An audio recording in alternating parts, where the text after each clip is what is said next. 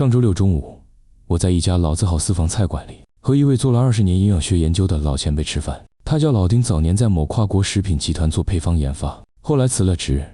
自己开了一间极小的健康管理工作室。那天我们点了一道清炖鸡，一道清蒸鲈鱼，一碟香菇菜心，很简单。老丁指着桌上的菜说了一句话：“你看这桌菜没有一样东西的味道是设计出来的，鸡是鸡的味道，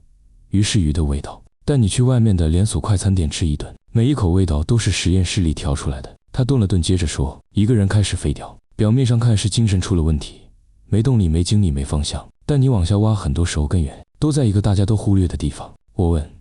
哪里？”他夹了一筷子鱼肉，慢慢嚼完说：“吃。”一个人每天往嘴里塞什么东西，决定了他的大脑以什么状态运转，大脑的状态决定了他的情绪、决策、意志力。你以为你的颓废是心理问题，其实是生化问题。那顿饭我几乎没怎么说话，全在听。听完之后，我回想了一下自己和身边人的生活状态，脊背一阵发凉，因为他说的每一条我都中了。为了讲透这件事，我们需要理解3个顶级的思维模型。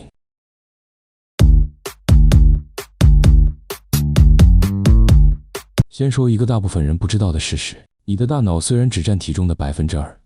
但它消耗了你身体20%到25%的总能量，它才是你全身最耗能的器官。这意味着什么？意味着你的大脑对燃料质量极度敏感，你给它优质燃料，它就高效运转，注意力集中，情绪稳定，决策清晰；你给它劣质燃料，它就开始出故障，注意力涣散，情绪波动，意志力崩塌。这不是比喻，是生物化学层面的硬逻辑。老丁那天跟我讲了一个机制，叫血糖过山车。当你吃下一顿高糖、高精致碳水的食物，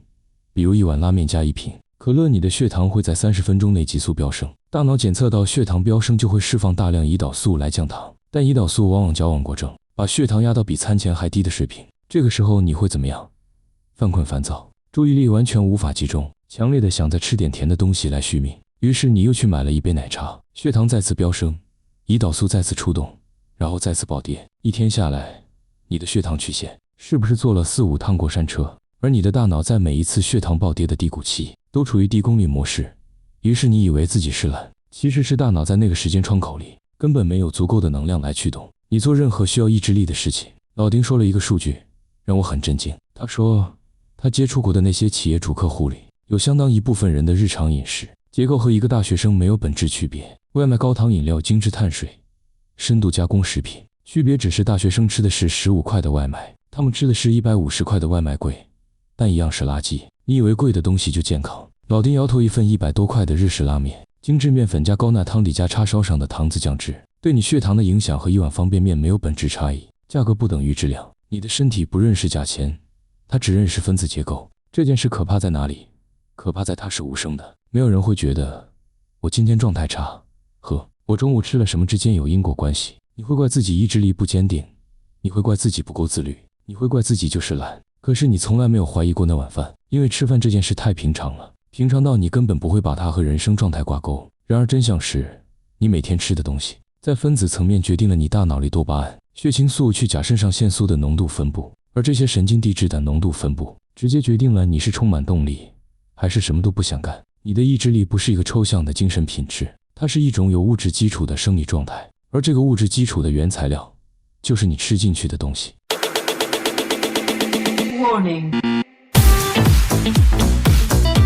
讲完了个体层面，我们往系统层面看。你有没有想过一个问题？为什么不健康的食物总是比健康的食物好吃？这不是巧合，这是设计。老丁在食品集团工作的那些年，他最核心的工作就是一件事：找到让人类大脑无法抗拒的味觉配方。他说，食品工业里有一个术语叫极乐点，它指的是糖、盐、脂肪3者之间的一个特定配比。当这3样东西的比例落在某个精确的区间时，你的大脑会释放出远超正常水平的多巴胺。这种多巴胺的释放量，所以让你的奖赏回路形成依赖，不是喜欢吃，是停不下来。你以为你是嘴馋，其实你是被精确计算过的分子配比劫持了。薯片为什么让你一片接一片？奶茶为什么让你隔天就想喝？炸鸡为什么让你明知道不健康还是忍不住？因为它们的每一克配料都经过了实验室里成百上千次的调试，目标只有一个，让你的多巴胺回路不断的被激活，让你不断的回来买。这不是阴谋论，这是一个年产值万亿级的产业，用最顶尖的神经科学研究成果对你的大脑进行的精准打击。老丁说，他离开那个行业的原因很简单，有一天，我突然意识到，我花了10年时间研究的东西，本质上是在制造一种合法的成瘾物质。它不会让你立刻生病，但它会在5年、10年、20年的尺度上，慢慢的把你的身体和大脑拖进泥潭。他说这话的时候，语气很平静，但我能感觉到那种平静底下的东西。他用了一个词形容现代食品工业的底层逻辑：慢性劫持，不让你死，让你依赖，让你在不知不觉中把越来越多的注意力和金钱交给那些被精心设计的味道，而你的身体在这个过程中悄悄地失去了辨别真正需要什么的能力。你不再知道什么是饿，你只知道什么是想吃。饿是身体的信号，想吃是多巴胺回路的信号。这两者之间的区别，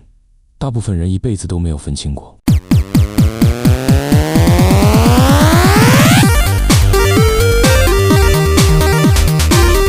我们继续深入，为什么有些人明明知道外卖不健康，知道奶茶是糖水，知道炸鸡是垃圾食品，还是日复一日的吃？这个问题如果只从自控力的角度解释，永远解释不通，因为它的根源不在意志力，在能量。物理学告诉我们，一个系统要维持有序状态，必须持续输入能量，这是熵增定律的基本推论。一个人的生活也是如此，保持健康的饮食习惯需要能量，你得花时间想吃什么，花时间买菜，花时间做饭，花时间学习营养知识，而点一份外卖只需要30秒。当一个人的生活能量被工作、社交焦虑消耗殆尽之后，他在吃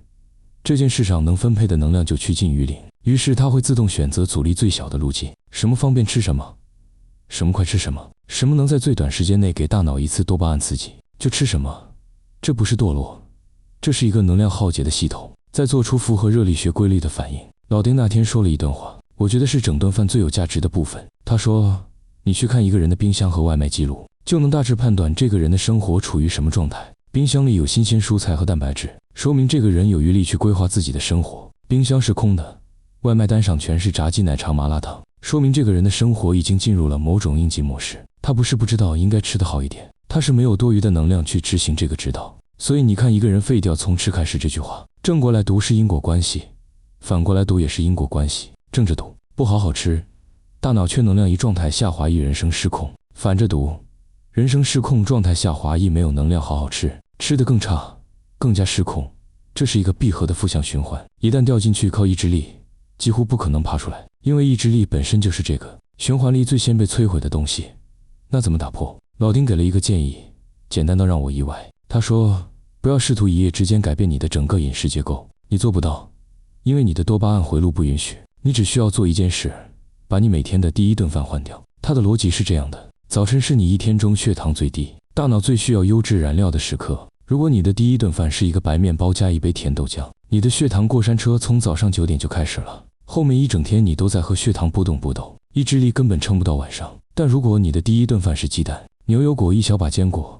一杯黑咖啡，高蛋白、优质脂肪、低升糖液，你的血糖曲线会非常平稳。大脑在一个平稳的功能环境下，注意力、情绪稳定性、